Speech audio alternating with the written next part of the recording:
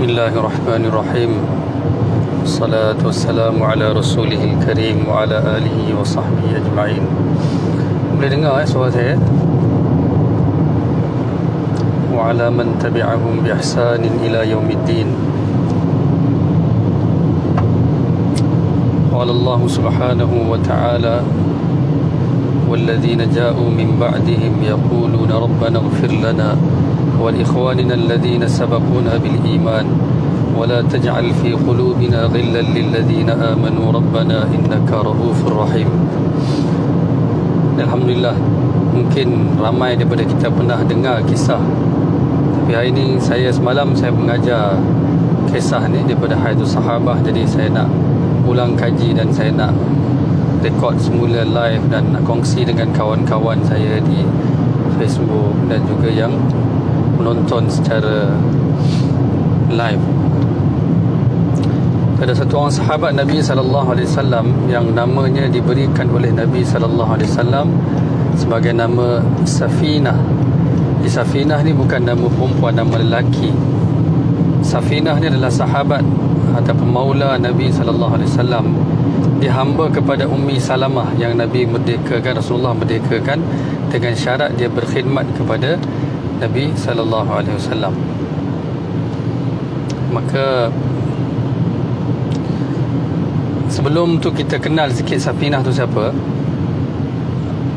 Satu hari dia kata, Safinah kata, bagaimana nama aku diletak nama Safinah? Safinah membawa makna sampan. Sekali kami bersafar bersama dengan Rasulullah SAW sampai di satu sungai, sebuah sungai. Maka sahabat-sahabat lain yang berserta dengan kami tak dapat nak angkat barang mereka dan juga nak melintas atau menyeberangi sungai itu. Maka Rasulullah SAW telah kata kepada aku, bentangkanlah kainmu dan letakkanlah semua barang-barang sahabat lain dan kau angkat dan kau kau boleh menyeberangi sungai itu dan kamulah sampan untuk kami hari ini, iaitu kamulah yang akan bawa barang-barang kami. Maka Safinah kata, dengan mudahnya Allah Subhanahu Wa Taala telah mudahkan penyeberangan hari itu dan saya telah bawa semua barang-barang itu seperti mana yang Rasulullah SAW minta. Dan dia tambah lagi, dia tambahan lagi, selepas peristiwa ini Allah berikan kekuatan yang luar biasa yang saya boleh angkat barang yang diangkat oleh 5 ekor unta pun saya boleh angkat. Begitu Allah Subhanahu Wa Taala berikan kekuatan kepada Safinah ni. Ila Safinah radhiyallahu. Maka Nabi berikan nama, ketika Nabi kata kamulah Safinah, maka daripada hari itulah lekat nama Safinah. Nama dia yang masyhur, nama asal adalah Qais. Jadi Safinah ni nama sahabat lelaki lah, bukan wanita. Dia hamba kepada Ummi Salamah radhiyallahu anha, iaitu isteri Nabi sallallahu alaihi wasallam.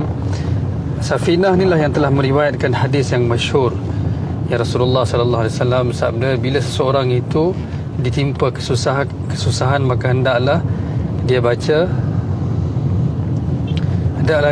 inna lillahi wa inna ilaihi raji'un dan doa Allahumma ajirni fi musibati wa khulufni khairan minha. Dia meriwayatkan daripada Ummi Salamah. Saya cerita sikit sebab kisah ni agak menarik sebelum kita pergi kepada kisah singa pun taat kepada para sahabat. Ummi Salamah radhiyallahu anha meriwayatkan, dia kata bila mana Abu Salamah telah sakit tenat kerana cedera parah daripada peperangan Uhud, dan maka aku berkata kepada suamiku, bila engkau meninggal dunia, aku tak mahu sesiapa pun lagi mengahwiniku, dan kalau boleh aku pun nak meninggalkan dunia ini bersama-sama denganmu. Begitu dia sayang kepada suami dia. Kerana Abu Salamah adalah seorang sahabat yang sangat pemurah, sangat penyayang. Abu Salamah kata jangan. Dia kata bahkan Nabi SAW ajar aku satu doa. Bila mana seseorang itu ditimpa musibah dan dia baca doa itu, maka Allah akan berikan dia ganjaran dan kebaikan ataupun gantian yang lebih baik. Maka inilah yang Nabi ajar. Dia kata inna lillahi wa inna ilaihi raji'un, kami milik Allah dan kepada Allah kami akan kembali. Allahumma ajirni fi musibati, Allah berikanlah aku ganjaran atas musibat ini, kesusahan ini, apa yang timpa aku ini. Wa khulufni khairan minha, dan gantikanlah untukku yang lebih baik. Maka Ummi Salamah kata, bila Abu Salamah meninggal, aku begitu sedih, aku bacalah doa ini yang suami aku ajar, doa yang terakhir. Maka Allah telah gantikan Abu Salamah dengan Rasulullah sallallahu alaihi wasallam. Maksudnya Allah berikan Rasulullah kepada Ummi Salamah atas berkat doa ni. Betapa besarnya nilai doa ni. Kalau kita kehilangan ke, ada kematian ke, ada apa-apa musibat ke, kesakitan ke, bacalah doa ni. Allah Subhanahu Wa Taala bukan sahaja akan berikan ganjaran, Allah akan gantikan dengan yang lebih baik. Terbukti, dan Safinah yang meriwayatkan hadis ni. Ya, ini cerita tentang Safinah. Safinah radhiyallahu an, dia kata ketika mereka berperang dengan tentera Rom di bumi Syam, maka saya telah ditawan oleh tentera Rom. Saya cuba larikan diri.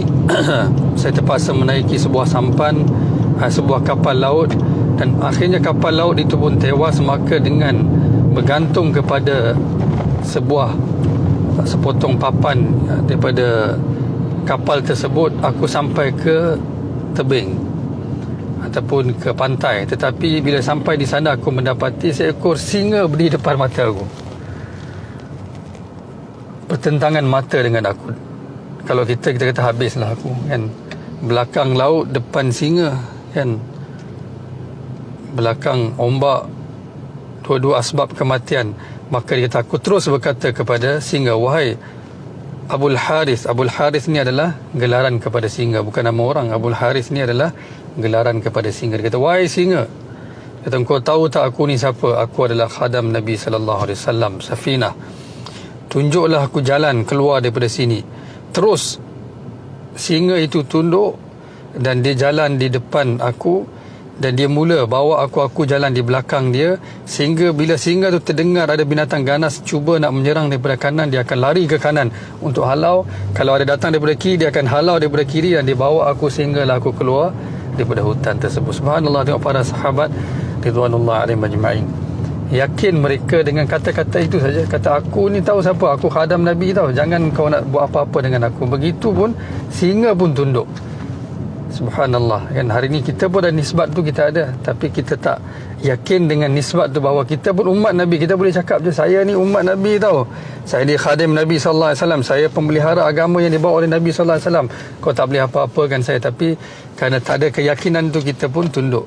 Seperti mana Ibnu Umar radhiyallahu anhu, dia berkata satu hari, ada seorang sahabat meriwayatkan, orang ramai berkumpul tak dapat nak lalu daripada satu lorong tu. Ibnu Umar keluar radhiyallahu anhuma. Dia kata, apa jadi? Mereka kata ada singa. Maka dia pergi kat singa tu, dia tampar singa tu, dia pegang telinga, dia halau.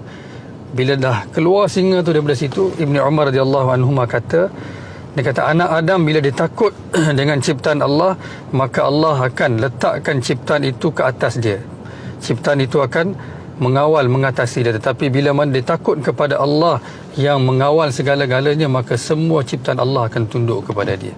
Itulah Maulana Yusuf rahmatullah alaih kata, bila seorang dipandang singa, dia nampak kehebatan singa itu, maka singa itu akan terkam dia, singa itu akan makan dia, singa itu akan serang dia. Tetapi kalau dilihat singa, dia nampak kebesaran Allah yang Allah telah ciptakan singa itu, maka singa itu pun akan tunduk kepada dia, seperti mana singa telah tunduk kepada para sahabat Nabi sallallahu alaihi wasallam.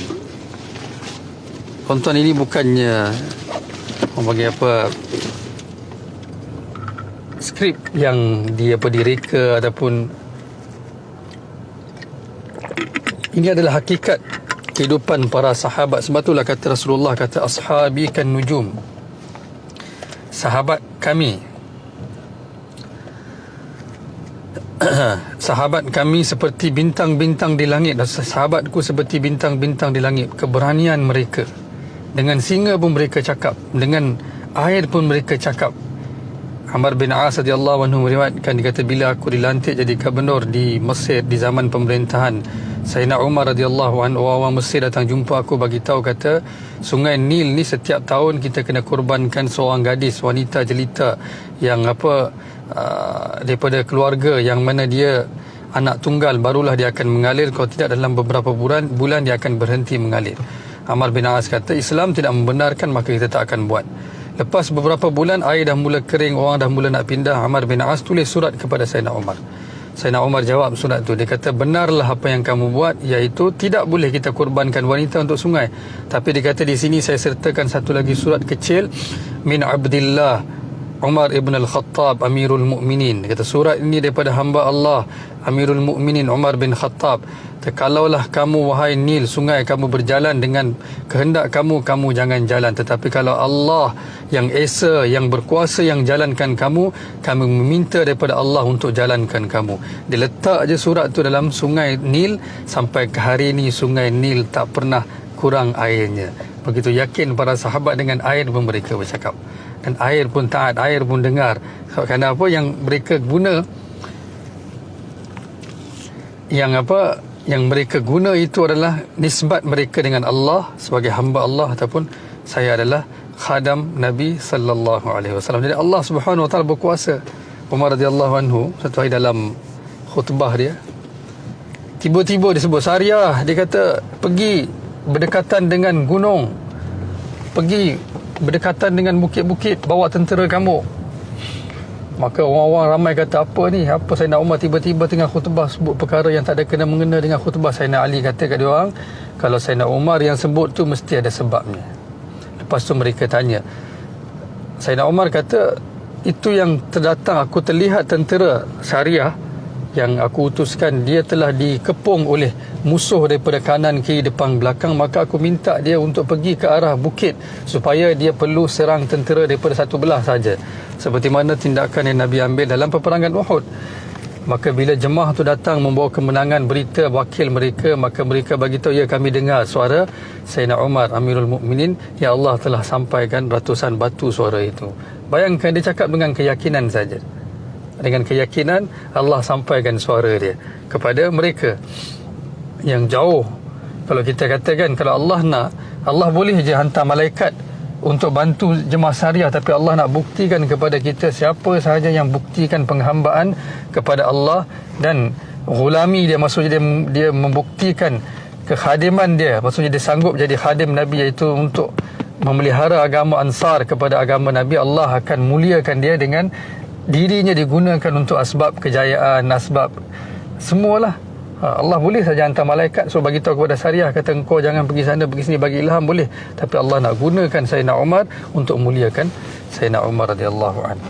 Para sahabat ni, mereka, Allah boleh saja kan kata kat singa tu, jangan kacau, ni sahabat Nabi. Tapi Allah nak muliakan, maka sahabat cakap, singa dengar. Sahabat cakap dengan sungai, Allah boleh saja mengalirkan sungai Nil tu, tak perlu pun kepada surat Sayyidina Umar. Tapi Allah nak muliakan Sayyidina Umar, nak tunjukkan kepada kita semua siapa sahaja yang buktikan penghambaan dia kepada Allah, yang membuktikan diri dia khadam kepada Nabi sallallahu alaihi wasallam, umat kepada Nabi sallallahu alaihi wasallam, yang sanggup memelihara agama Nabi dalam apa keadaan sekalipun, Allah akan muliakan dia sehingga hari kiamat. Kita pun nak kemuliaan tu, sebab itulah kita kenalah jadi pembela, pemelihara, penjaga, yang mendukung, yang mengagungkan setiap sunnah Nabi sallallahu alaihi wasallam. Barulah Allah akan muliakan kita seperti mana Allah muliakan mereka. Kalau Allah nak, Allah boleh saja jadikan. Bila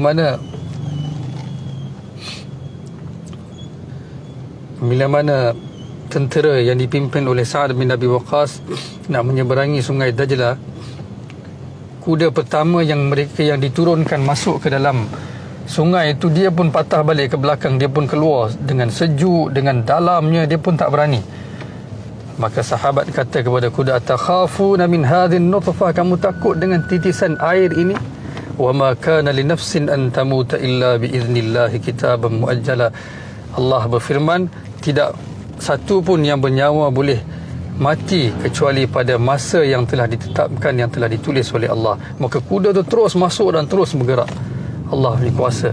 Mereka cakap dengan kuda tu, dan kuda dengar percakapan mereka. Ini kuda dengarlah cakap kita, tapi bukan seperti mana yang mereka, kuda kalau kita kata jalan atas darat, tak ada dengar. Cuba kita masukkanlah air, belum tentu, sebab nisbat yang kita gunakan tu tak cukup strong, iaitu bukan nisbat sebagai penghambaan kepada Allah.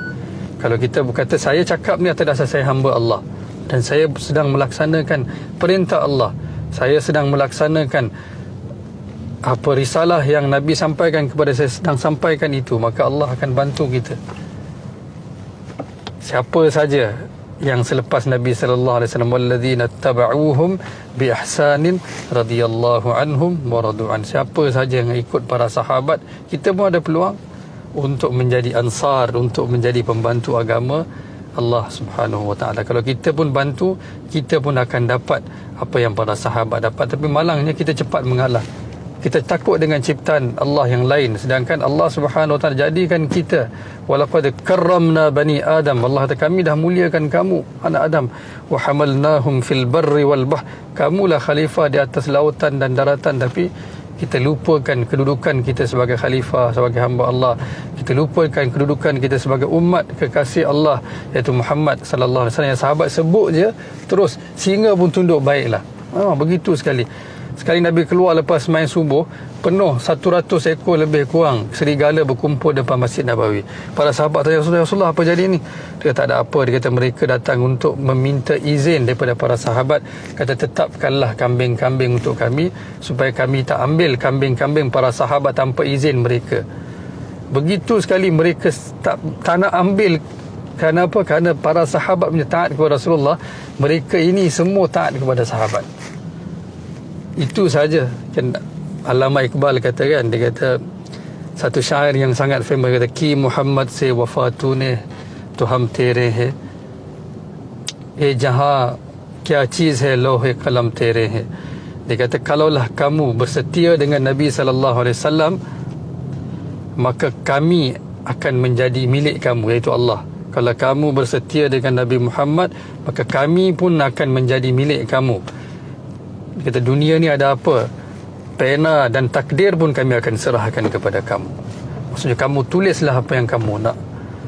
Begitu sekali Allah Subhanahu wa taala akan muliakan, seperti mana Allah telah muliakan para sahabat, kerana mereka telah bersetia dengan Nabi dalam setiap keadaan, tanpa mengeluh, tanpa mengadu kan. Ada seorang kawan saya bagi tahu tadi kan, kata tak berapa sihat badan itu. Saya kata kepada dia kata kepada saya, bagaimana para sahabat dan Rasulullah mereka mengalami. Saya kata, demi Allah, penderitaan ataupun kesakitan yang dialami oleh Rasulullah, kita pun tak sanggup bertahan. Begitu teruk sekali, kita tak tahu pun. Kita kata Nabi berlapar, Nabi ikat batu. Saya kata, cuba ambil batu ikat dekat perut. Ikatan itu pun dah cukup menyakitkan, melukakan perut kita.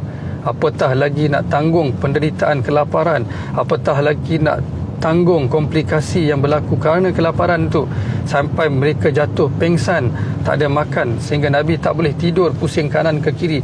Kita semua tahu, kita kalau tak dah makan lewat sikit, gastrik kan, subhanallah. Saya pun kan, kita pun risau. Tapi kata, bagaimana kita sebenarnya tak tahu pun penderitaan sebab apa, mereka tak mengeluh.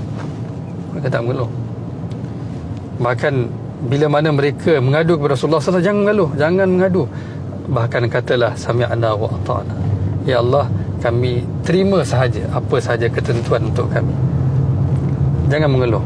Sami'na wa ata'na bukan hanya membawa maksud kami taat atas perintah saja, membawa makna kami, maksudnya kami setuju, kami bersetuju, kami reda dengan setiap ketentuan, setiap keputusan, tanpa sedikit pun kami mengeluh. Itu kita tak tahu pun penderitaan mereka. Nabi kata, yang paling banyak diuji adalah para anbiya alaihi salatu wassalam, dan dalam para anbiya akulah paling banyak diuji. Kita tak tahu pun kesakitan Nabi yang Nabi alami seumur hidup Nabi sallallahu alaihi wasallam. Sebab itulah kita bolehlah kata kan, kita kata kita dulu, kita ni sakit, dulu mereka kuat-kuat. Tuan-tuan, Talha bin Ubaidillah, dia lumpuh tangan dia dalam peperangan Uhud pun. Lepas tu pun dia pergi perang demi perang, dia pergi je, tak ada tangan dah. Tapi mereka tak, satu saja mereka tak mengeluh. Abdul Rahman bin Auf, dia tempang kaki dia dalam peperangan Uhud, tapi dia pergi juga, dia menyertai setiap peperangan dia. Mereka tak pernah mengadu seumur hidup. Mereka kata, tak apalah, kesusahan itu untuk Allah. Mereka gembira, kata alhamdulillah. Dia kata, aku bersusah kerana Allah, aku sakit kerana Allah, sikit je lagi masa kan. Saya kata kepada kawan saya, baru ni saya jumpa seorang sahabat saya, dia kena stroke. Semoga Allah beri kesembuhan kepada dia. Dia bagi tahu kepada saya, dia kata, ustaz, dia kata kan, sekarang ni selera makan pun dah tak ada lagi. Saya kata kat dia, sikit lagi je, sikit saja lagi. Dia kata, apa maksud ustaz? Saya kata, sikit saja lagi. Dia tak faham, saya pun tak cakap panjang. Saya kata kepada kawan saya, maksud saya apa? sikit saja lagi nak, kita semua akan mati, kita semua akan kembali kepada Allah. Sikit lagi je nak sabar, jangan putus asa. Sikit saja lagi Allah nak berikan nikmat. Allah kata kami tunggu nak berikan nikmat yang sebab, maksudnya sehingga kamu akan redha. Wala sawfa yu'tika rabbuka fatarda. Allah kata kami tengah tunggu ni nak sambut kamu, nak berikan kamu, nak layan kamu, nak beri makan kepada kamu. Wasaqahum rabbuhum syaraban tahura, kan. Allah kata kami kulu washrabu hani'am bima aslaftum fil ayyamil khaliyah. Kami tunggu nak berikan kamu, kami akan kata makanlah, minumlah. Kami tahu dulu kamu susah, kan, dulu kamu sakit, kan, dulu kamu menderita, kan, untuk kami, kan. Hari ini kami akan bagi sembuh. Bahkan Allah kata kedudukan paling tinggi, wasaqahum rabbuhum, kata Tuhan kamu sendiri akan hidangkan minuman kepada kamu. Kerana apa? Wajazahum bima sabaru, kerana kamu dulu sabar di dunia, dulu kamu sakit, kamu menderita, kan.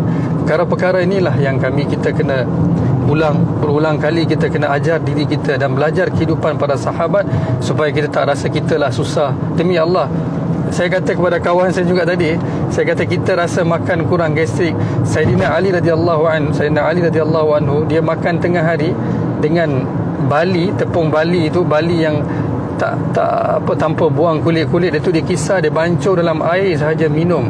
Ketika dah jadi khalifah, dah jadi Amirul Mukminin, masa dia duduk di Kufah, itulah makanan tengah hari dia. Saya kata kita boleh ke makan tu? Dan kalau makan tu kita rasa ada kekuatan tak?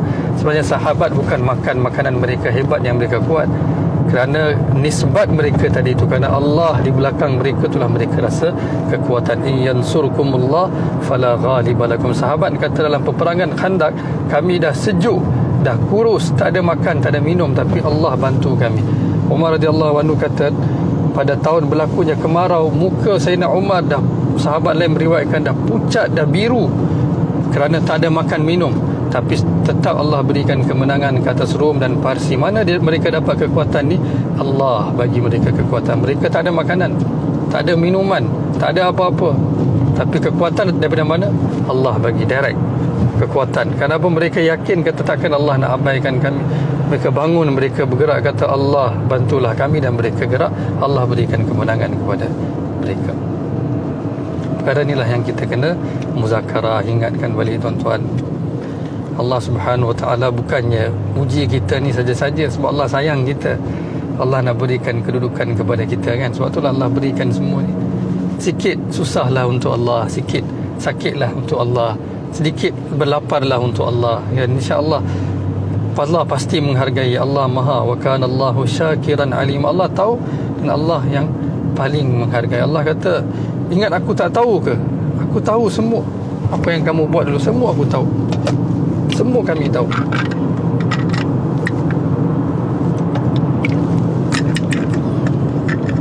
Di sahabat tak mengeluh, cuma mereka paling risau apa tahu dulu? Mereka risau atas dosa mereka. Itu pun Nabi kata jangan kata apa-apa. Mereka risau. Ayat turun kata wa in tubdu ma fi anfusikum aw tukhfu yuhasibukum billah. Kata dalam hati pun Allah akan hisap mereka. Kata Allah, ya Rasulullah, hati mana ada dalam kuasa kami, takkan itu pun Allah nak hisap kalau terdetik. Maka Nabi kata itu pun jangan mengeluh. Kata kenapa Allah nak azab kami, kan? Bahkan katalah sami'na wa ata'na ghufranaka rabbana wa ilaikal masir. Kami dengar dan kami taat. Kami yakin Allah Maha Pengasih, Allah Maha Penyayang. Ada satu orang sahabat ni, orang kampung, dia jumpa Nabi, kata ya Rasulullah, dia kata nanti siapa hisap nanti? Maksudnya siapa yang akan buat kira-kira amal nanti? Nabi kata Allah. Dia terus bangun, dia gembira, dia lari, kata oh kalau macam tu mudah lah. Nabi kata pelik, kenapa kau gembira sangat ni? Dia kata yalah, dia kata yang menghisap tu kan Allah, dan Allah kan Maha Pengasih, Maha Penyayang, nak risau apa? Begitu mereka yakin dengan Allah Subhanahu Wa Taala. Tapi bukan bermakna kita boleh buat apa sahaja sesuka hati, kan. Kita kena taat kepada perintah Allah. Dalam masa yang sama kita harapkan keampunan, harapkan kebaikan daripada Allah, seperti mana para sahabat dididik oleh Nabi sallallahu alaihi wasallam, dan akhirnya mereka jadi golongan yang khairul khalaiqi ba'da